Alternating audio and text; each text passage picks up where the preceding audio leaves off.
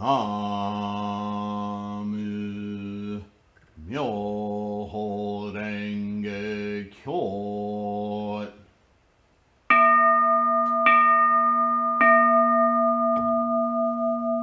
Namu Myoho Renge Kyo.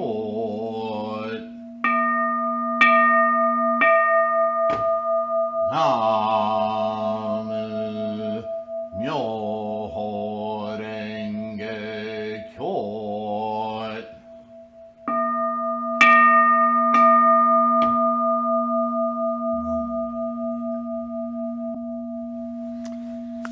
Hi friends, Namu Myoho Renge Kyo. I hope you are feeling well and you're in a good place.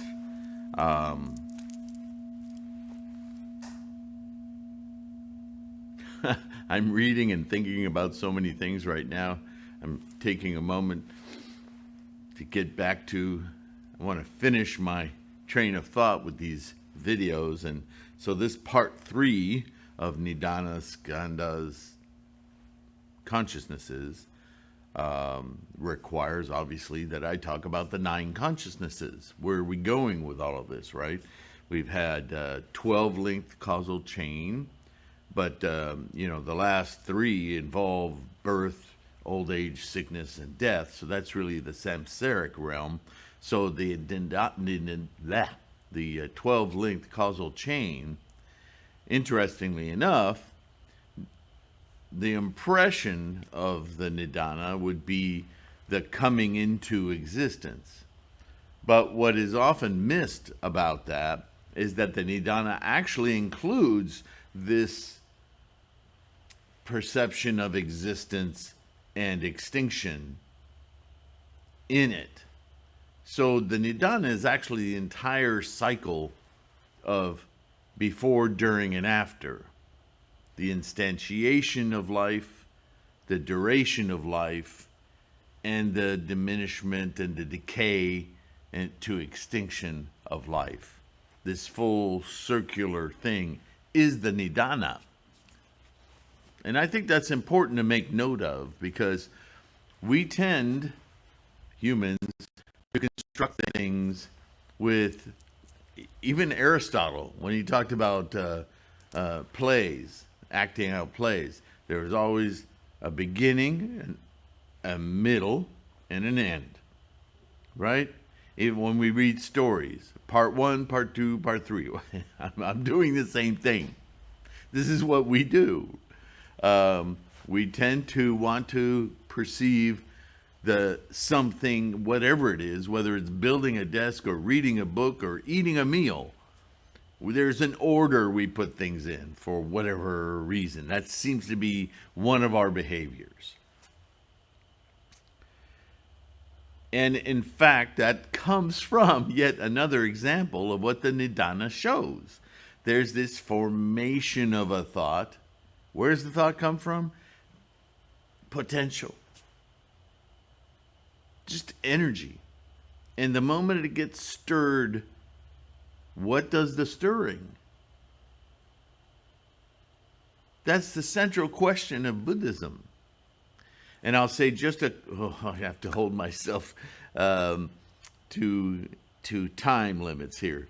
I want to make just a quick statement about perfection of wisdom. That's right, John, I haven't forgotten about you.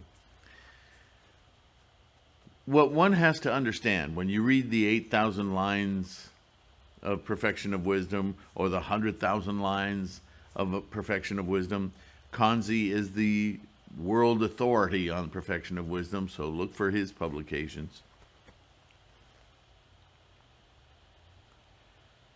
To try to read them as literature is the wrong way to go about it.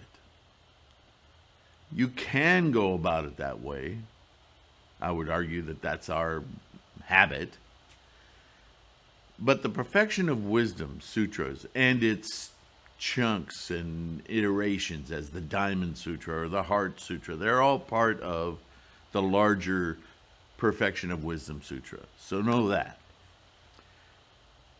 But you see this seesaw of argumentation, not argument from the vernacular standpoint of modern, everything is violence now. So when you say the word argument, you think opposing forces going to war. That's not the root meaning of argument. Argument is an exploration, a back and forth, a dialogue is an argument. And in math, an argument is just a component of an equation, right? So, this is the style of the perfection of wisdom. If you have a thought, can you have a thought about not having a thought? And if you can think about what not thinking is, what does that look like? And that's the central point of perfection of wisdom. I don't want to oversimplify it, although I am. I'm trying to give you a point of view, a lens through which you can better understand what's going on in the dialogue of the perfection of wisdom.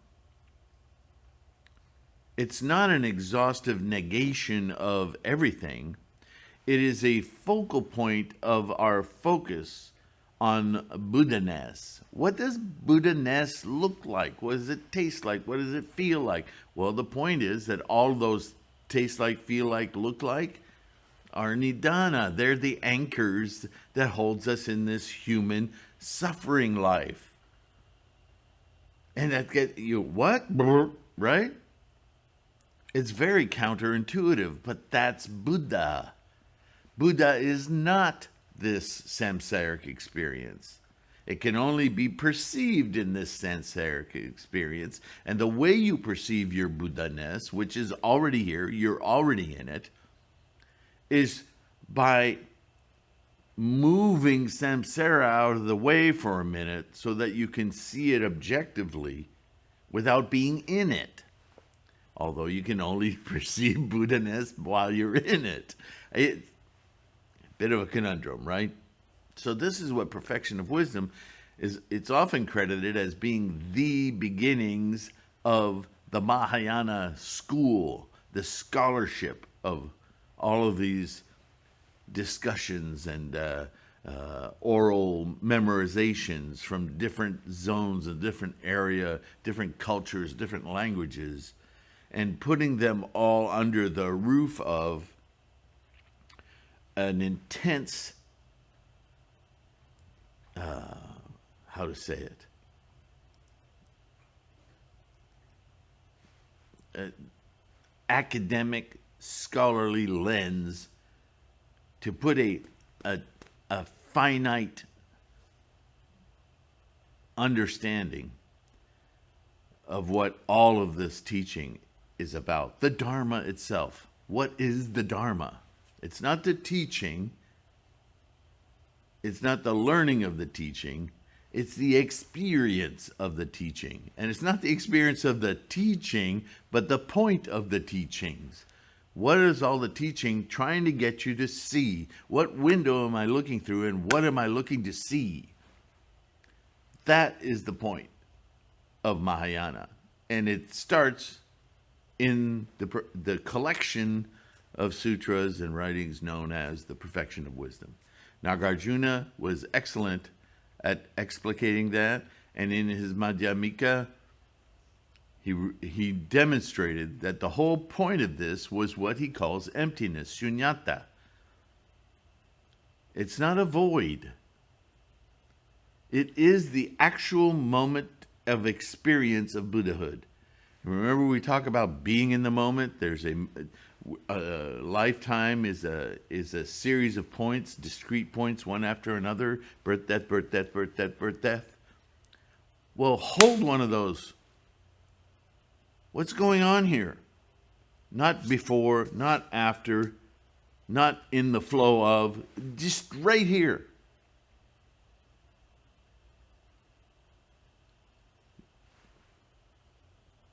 Do you see? So when, again, I'm going too long on this point. I will get into this. I promise you I will do, especially with this recent scholarship I'm reading about the Gandhara area in northeastern, what was the northeastern section of India where Shakyamuni Buddha did most of his teaching in that area.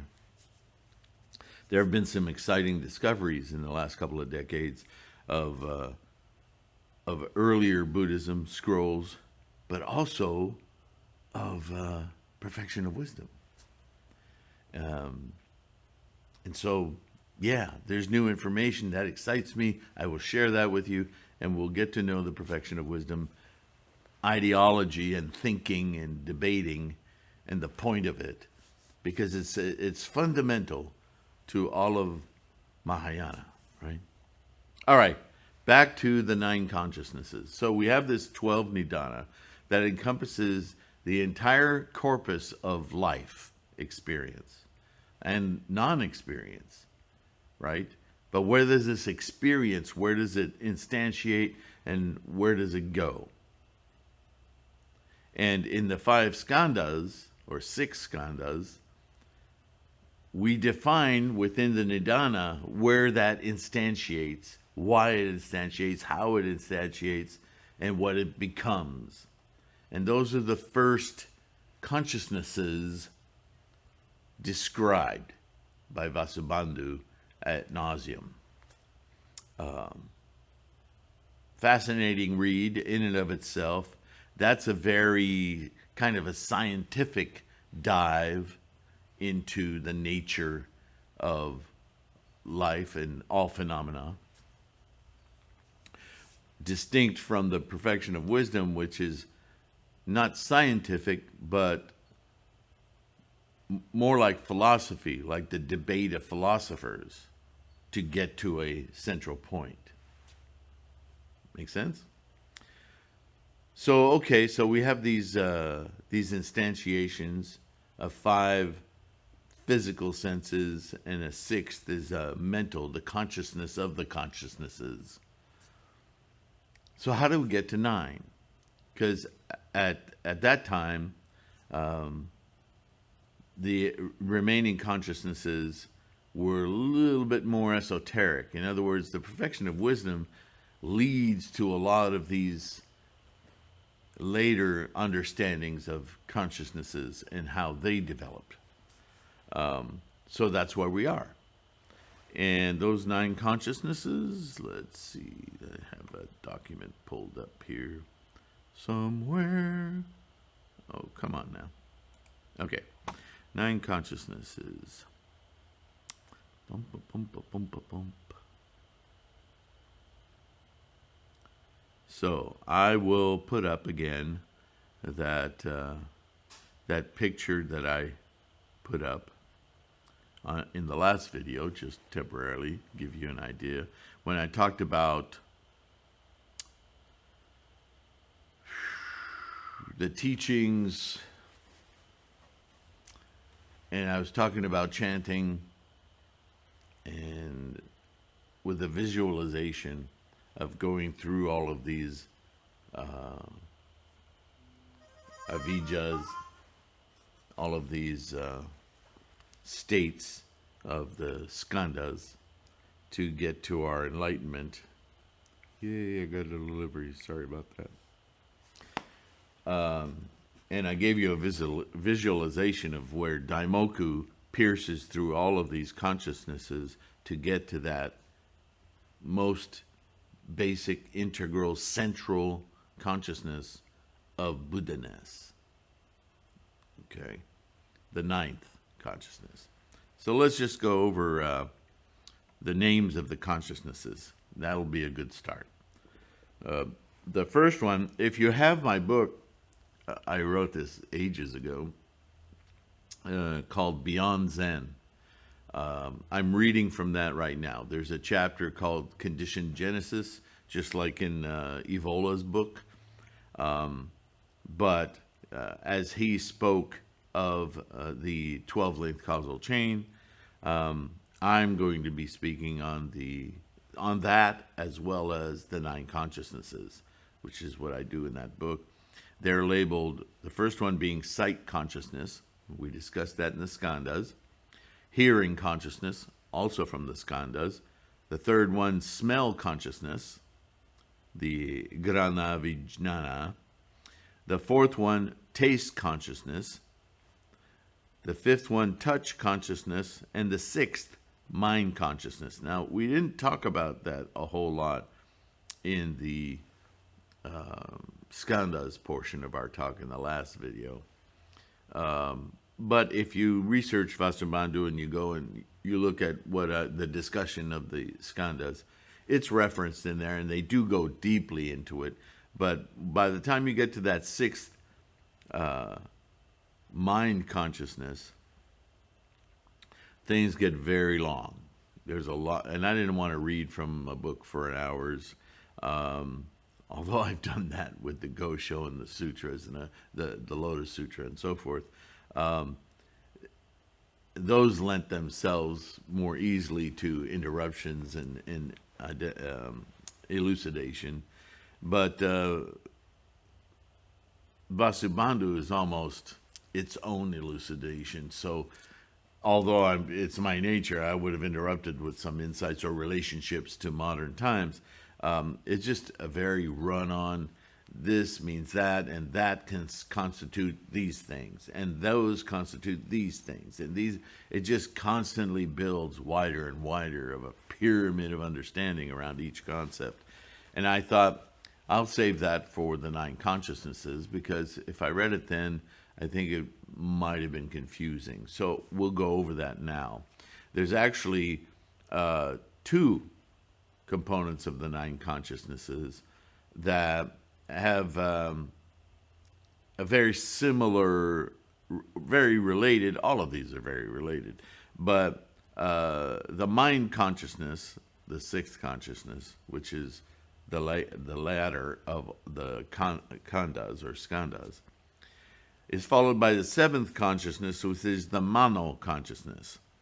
And it's also a mind consciousness, but there's a mind consciousness of knowing, of apprehending to witness, to take the sight, smell, taste, touch, all of those earlier skandhas, and perceive them, apprehend them. And then there's the use of that apprehension. How do we put them in order, assemble them, label them, distinguish them? That would be the mano consciousness. Then the alaya consciousness, that's less experienced, but also here. And this has been the subject of psychology, every kind of new age thinking or consideration, all the way to magical soothsaying. All of that stuff is all an attempt by our conscious samsaric mind, without knowing any better, being aware that something is driving all of this mind and all of these 6 skandhas that we know, we witness, we experience. We also experience this alaya consciousness, but not directly. And so it frustrates us. What is it that makes me think that way? Why do I have hazel eyes? Why is my hair all gone? How is that DNA working? And it seems to instantiate itself without my knowing. I see it, I perceive it with all these other skandhas, but where does it come from? Is it some mystical place affecting me? Is it a god? Is it really something self-constructed? How deeply in myself, my mysterious self, is it? See, all these natural questions come from something that our skandhas aren't apprehending, even though it's affecting our apprehension. Well, that's the alaya consciousness. And in some ways, the alaya vijnana of the consciousnesses you can equate it to our epistemology. But epistemology is an earthly idea of how we store, compile, and identify things in our life experience, right? Epistemology is, you could say, the fundament on which we base our impressions of the world, our thinking.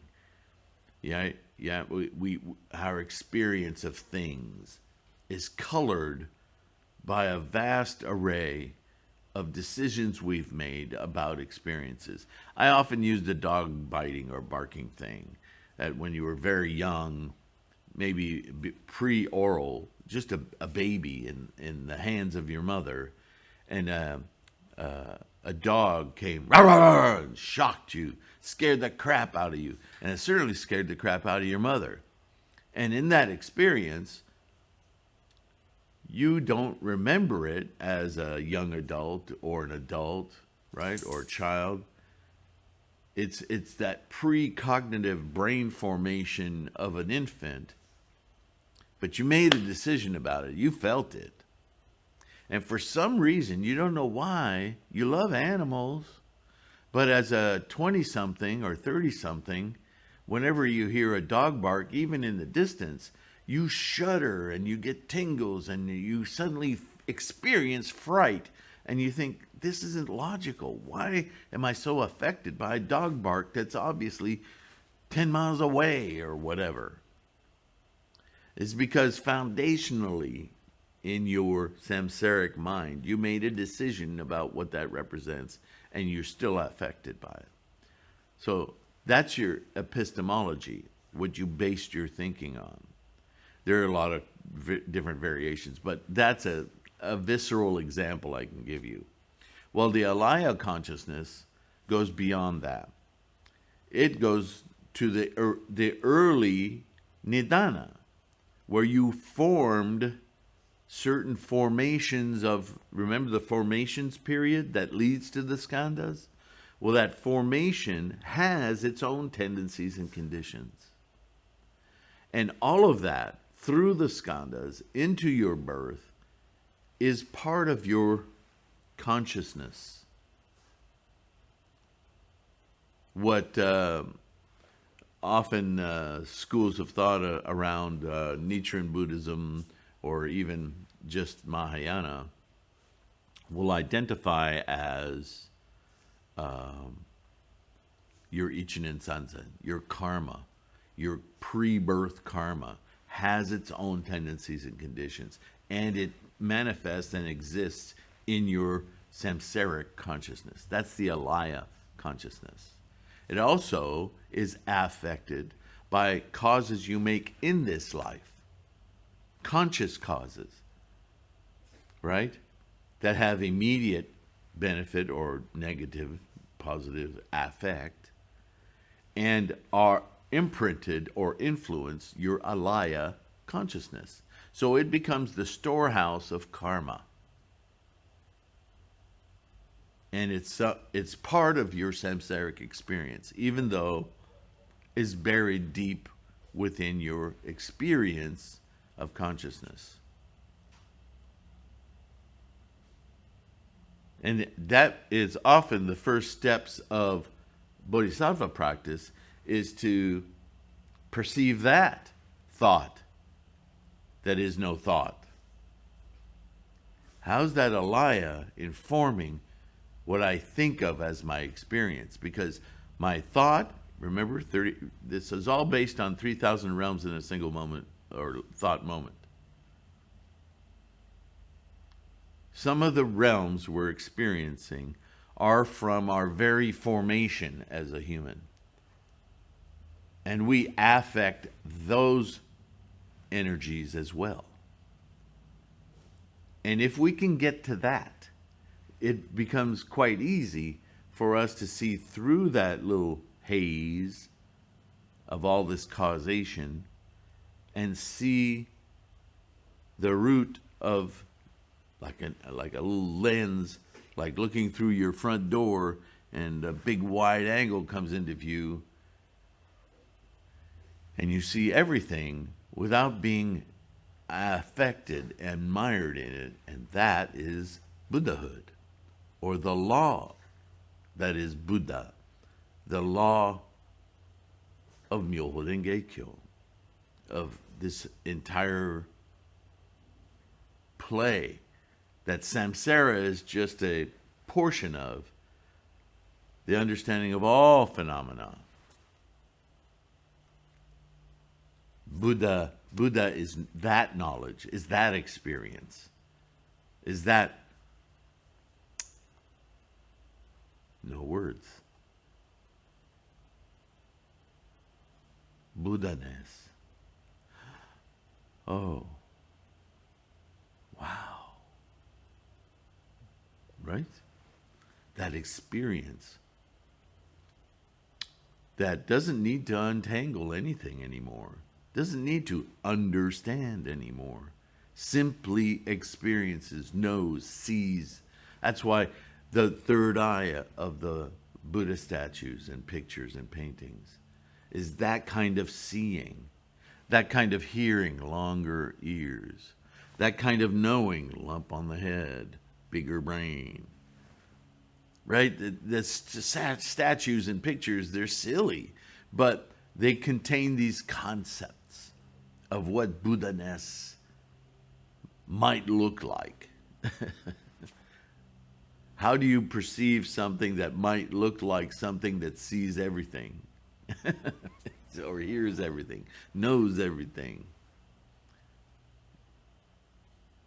I'm surprised that the Buddha isn't pictured with a long tongue, tastes everything, longer fingers, feels everything, right? I mean, this is the basis, the rules of drawing a Buddha head, for instance. It has a whole rule book about it.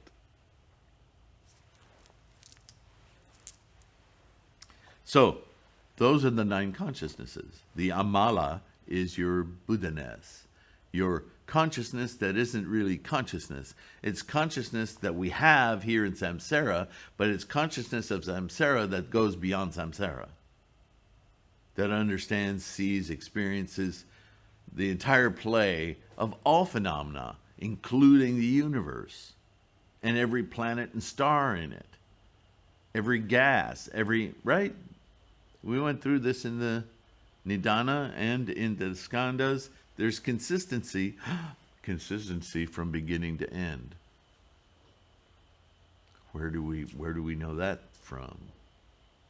The 10 factors, right?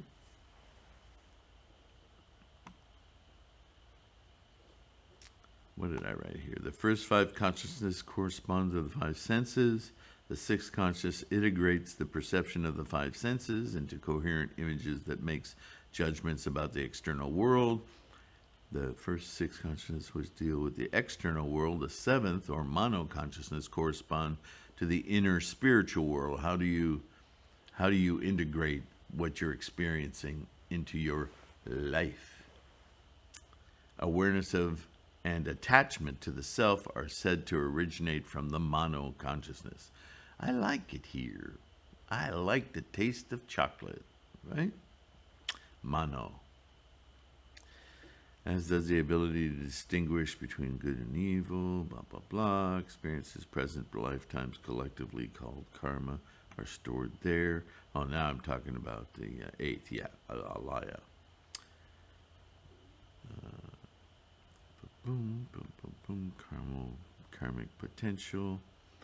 The alaya consciousness thus forms the framework of individual existence. The Dharma characteristics school regards the 8th consciousness as the source of all spiritual and physical phenomena. But of course, as we know, the summary of the Mahayana school, Tendai, flower garland, postulate this 9th consciousness called the Amala Consciousness, which lies below the alaya and remains free from all karmic impurities. Why? Because that's Buddha, right? This 9th consciousness is defined as the basis of all life's functions. Hence, it was rendered as fundamental pure consciousness in Chinese. This is the storehouse of our inherent Buddha or innate Buddha nature and our door to the ultimate truth, our experience of Buddha-ness. And so this is where the diagram comes in, and I'll put that up in the video again. And I took the liberty of kind of renaming them a little bit. You have at the outside ring is sight, then hearing, smell, taste, touch. Thought is what I labeled the mind consciousness, and epistemology is what I labeled the seventh consciousness, right? Because our epistemology is how we construct our thoughts and opinions, even our feelings, right? And then the eighth consciousness I called causal, because that's our storehouse of karma. And then the ninth consciousness I labeled Namo Myoho Renge Kyo, because that's our doorway into our Buddha-ness. And then next to that I have a little box that says active meditation with Daimoku and Gohonzon. You can see little explosions through each of the consciousnesses, like rings or like a gauntlet of sorts, right into the center, which is Namo Myoho Renge Kyo. So as we chant and use our mandala to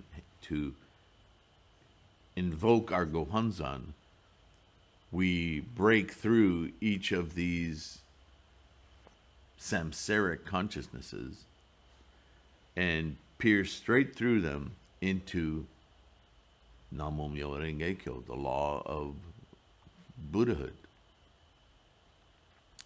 And in that Amala consciousness, which we now invoke and enliven, we can see all the rest in the magnificent play that is not just, that's beyond self.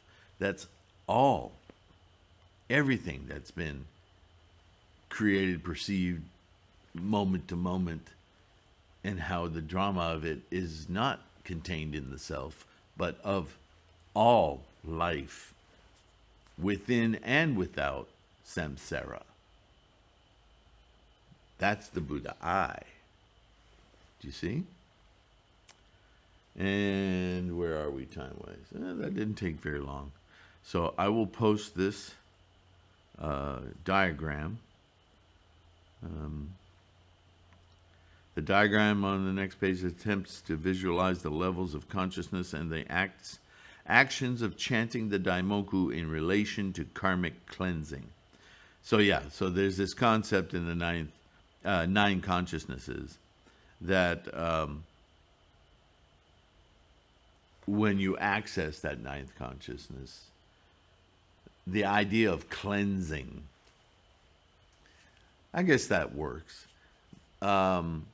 It's cleansing in the sense that once you peer through that samsaric illusory world and you see it for what it is, then your sight, smells, taste, feelings, all of those skandhas, they won't affect you as much.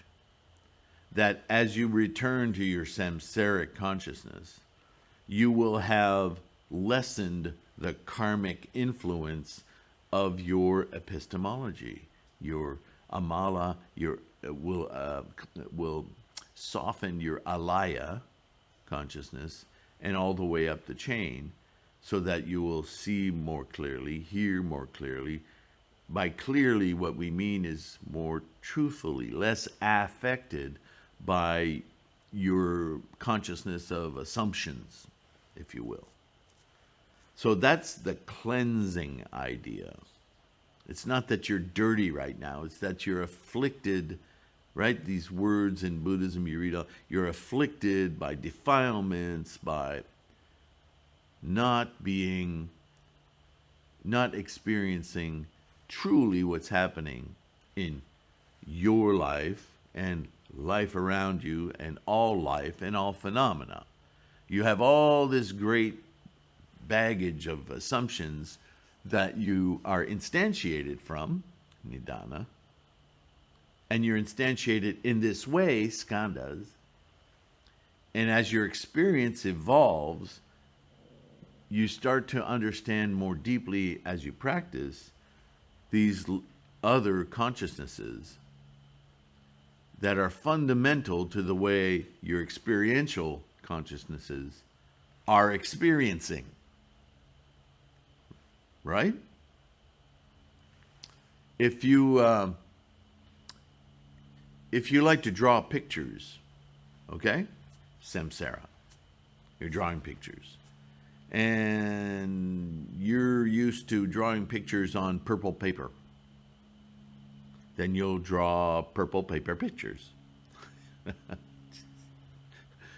But truly, you never consider pictures looking any other way because all you've ever known is purple paper. And then you start to chant and practice the law of Myoho Renge Kyo, and the purple paper that you've had, couldn't find a P word there, that pervades your, stop it. Anyway, it gets lighter, it fades. It fades to a lighter violet, and then maybe, anyway, lighter and lighter shades. And your pictures seem to start to look different as you make them, because they're no longer in relation to that deep purple. They're more softer. And now the lines that you draw seem more pronounced, easier to see. And our goal is to get to white, crystal white paper, so that when you draw, the effect is a perception of your drawing that is immediate, undeniable. It stands out.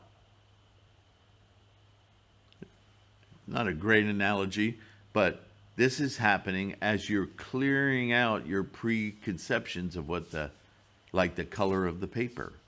And it changes the way your drawings are experienced. For you, let alone anyone else, right?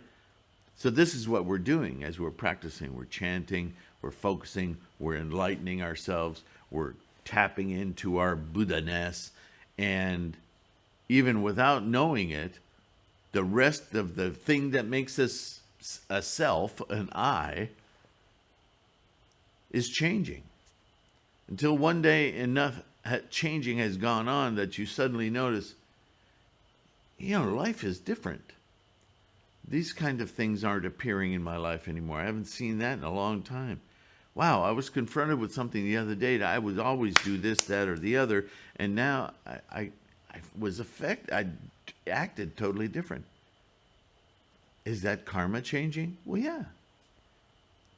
The paper is being affected by the invoking of your Buddha-ness. So there's a gradual shifting toward a more and more awakened experience of samsara. The goal, of course, is to stay in the white paper zone. But it takes a while. It takes a while to get there. It doesn't take a while to experience it. You can experience it, boom, right now, fusing with your mandala. Hanging on to it, that's a different story. Because we are, after all, in samsara. So the influence of these primordial forces, if you will, they don't go away. It's just the way you experience them that changes. And they're all going to end when you are extinct. When you physically die, your physical conditions won't be there anymore. All will be left to this experience of the universe, which is not an experience that you'll have, because an experience requires a mind.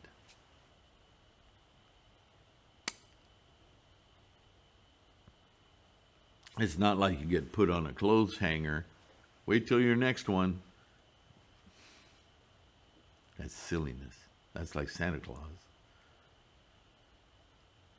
Which means this existence right now is your most important moment if you want to realize and see and experience Buddha. It's already going on. You're just not experiencing it because stuff.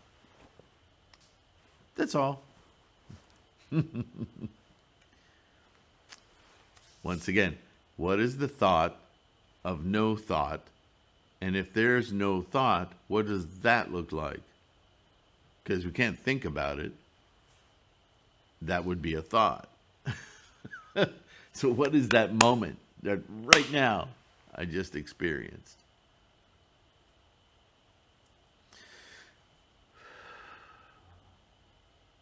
There's an aspect of non-transitory here that's very hard to apprehend, because everything we experience is transitory from moment to moment to moment, right? So if we can capture that moment too, maybe that allows us to see the whole picture without transitions. But it's just a mental exercise, a mental tool, the perfection of wisdom, to get you to stop. And what possible practice in the entire history of Shakyamuni and the teachings and the development over thousands of years could help us instantiate that? Anyone, without slogging through understanding the perfection of wisdom sutras and the 100,000 lines and all of that. Daimoku to Mandala Nichiren. Oh, by the way, just do this. In this one motion, we capture the entire history all the way to Shakyamuni of recitation, repetition, oral tradition, instantiation, perfection of wisdom, all the way to the Lotus Sutra.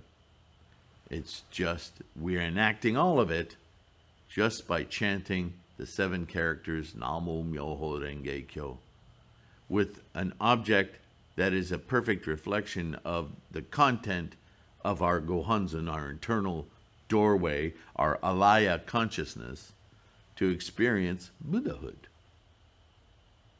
Wow, what a great shorthand we have. What an amazing formula of distraction of all those skandhas and using them to focus us down into or up into, however you want to look at it, our Amala Buddha experience, knowledge, seeing, hearing through Buddha.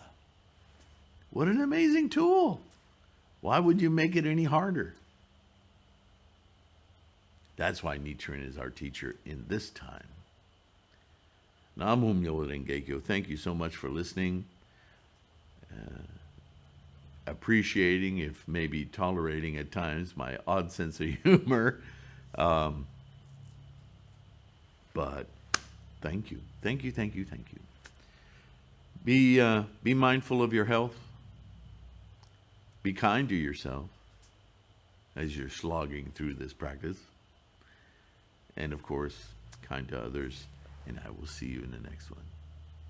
Bye for now. Oop, where's my cursor? There it is.